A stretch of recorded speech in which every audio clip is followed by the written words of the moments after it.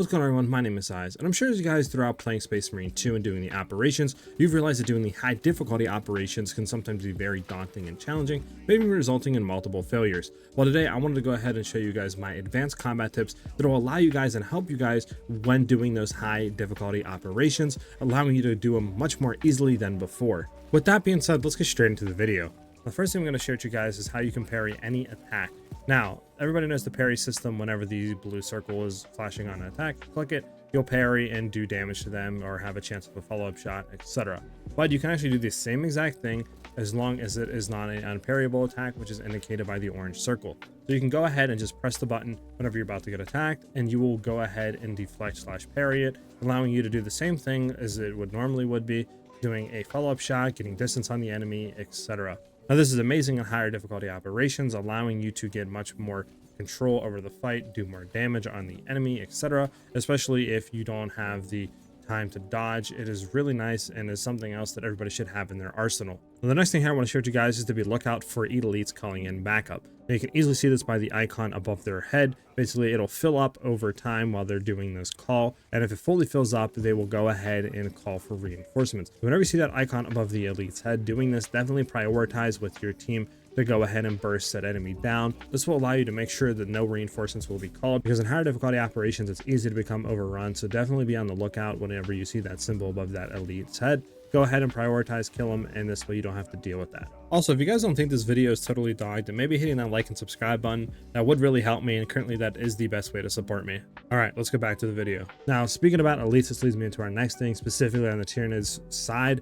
If you're going against them and you see elites, try to prioritize and burst them down, especially if you have a sniper in your party that can kill them from afar. This makes it a lot easier because those elites actually control the lesser enemies around them because of the hive mind they're connected to. So like I said, they have control over them, so if you kill them, most of the time those lesser enemies will die or lose control and do a bunch of random stuff.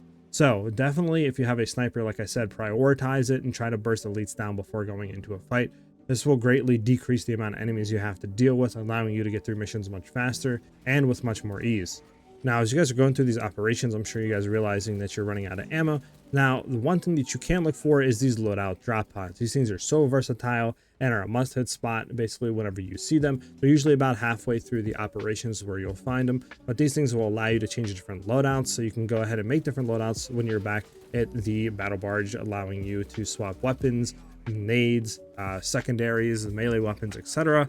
But most importantly, they will refill your ammo if you select the same loadout. So if I'm playing basically a sniper and I like my loadout 1, I can reselect it and get basically full ammo reserves, full ammo in my mag, etc. back, which is absolutely amazing. These things are basically just the loadout caches, but they have more stuff added on, allowing you to change loadouts. So if you ever see these things when you're playing, definitely hit them and refill your ammo before going to the next area. And it's a good time to stop for a second and breathe and figure out your next plan of action. Now, I'm sure you guys will notice going through these missions that if you die too many times, you will actually full die and be put on a respawn timer. Now, if you guys do have a stim, make sure you use it whenever you get the mortal wound debuff. This debuff basically is going to tell you the next time you go into a down state, you basically won't go into it and you will full die and go on that respawn timer. So whenever you have that mortal wound debuff, if you do have a stim, use it. The reason why is because the stim will actually get rid of that mortal wound debuff, allowing you to go down again before it comes back. This is really important because it prolongs your life and allows you to stay in the fight longer. And if you do go into that death state with that respawn timer, that is not good for your team, and they have to basically survive, 60 seconds to 2 minutes, depending on what difficulty you're playing on, to actually for you to come back. So like I said, definitely use your stim if you have it to get rid of that mortal wound debuff. Now, speaking about taking damage, I'm sure you guys have noticed when you do take damage that your health bar will basically have a white segment. This basically indicates that how much max health you can get back, and it'll deplete after a few seconds down to what your current health is. So whenever you guys actually do have this and you do take damage, try to use your most damaging weapon, or better yet, if you have an AoE weapon, that'll be the best out of everything. Doing so with a better weapon or an AoE weapon will allow you to get more health back before that basically that white health bar drains to what your current maximum HP is currently. So like I said, whenever you do get hit, pull out your weapon that does the most damage or your AoE weapon to try to get back as much health as possible. And especially in the higher operation missions, this is going to be very crucial because you want to have the most HP as possible to prolong your life, to allow you to do more damage and stay in the fight longer with your team. Plus, if you are a frontline heavy type class that you're going to be there, having an AoE weapon will allow you to take damage but get your HP back basically instantly, which is absolutely amazing because it improves your survivability, allowing you to take more for your team in the back to do damage. Now, the next thing I want to talk about is some secret items you can find during the operation missions. The first one being the Guardian Relic, which basically allows you, once you go into a down state, to revive out of it, kind of like a self-revive. Now, the next one will allow you to get more additional armor onto your character, which is absolutely amazing. You can get 2 additional segments of armor, which is huge, especially considering that some classes only have 2 armor. And then especially if you give these to your tanks with 3 armor, they will have now 5 armor, which is amazing, allowing them to definitely take a lot more damage and to be a lot more aggressive in the fight.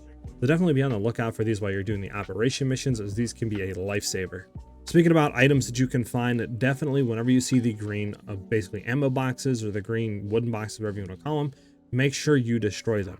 Now, don't shoot them because you can just melee them to break them open, but in doing so, they can drop a plethora of different items, from ammo to grenades to those special items we talked about.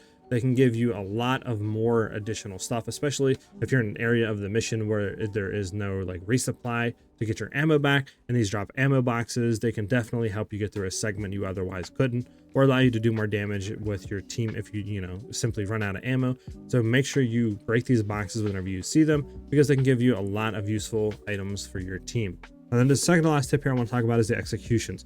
When you guys are doing these and you put enemies into stun states for the executions, please give these to the other teammates that might need them more, or to your front line players. Because if you're a sniper and you're in the back with 2 bars of armor, obviously you don't need to go or run up and execute the enemy or steal it from one of your frontline classes that need to get that armor back because they're taking all the damage. So please, like I said, please give them to your other teammates. They will greatly appreciate it. And some classes even have different perks and stuff and interaction with executions. This can definitely help and benefit them in a major way.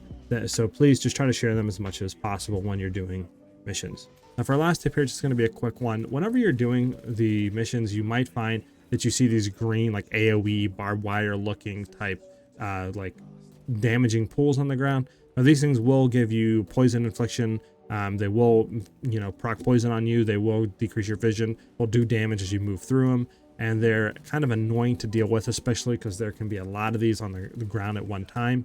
So you can be fighting an elite and accidentally back roll into them, or they can easily lock a whole like corridor or hallway down, and you'll not be able to move and really relocate like you would want to. So for the longest time, I thought these things weren't destroyable, but they are. All you need to do is look in the middle of them. You'll see this bulb to shoot, and all you have to do is go ahead and shoot that. They will explode, and then they will be removed off the ground. So whenever you see them, try to prioritize and shoot them down as fast as possible, because they can become a bigger threat over time if left unattended. So that basically sums up all of my advanced combat tips that I have right now in the game. Obviously, I'm pretty sure I'll find more as I play through, but this is what I have now, and this is what I've been doing to succeed in the higher difficulty operations. Hope you guys found the video useful and informative and have an easier time now when doing your high difficulty operations. Hope you guys have a great rest of your day or night, depending on when you're watching this video, and I'll see you guys in the next one. Peace.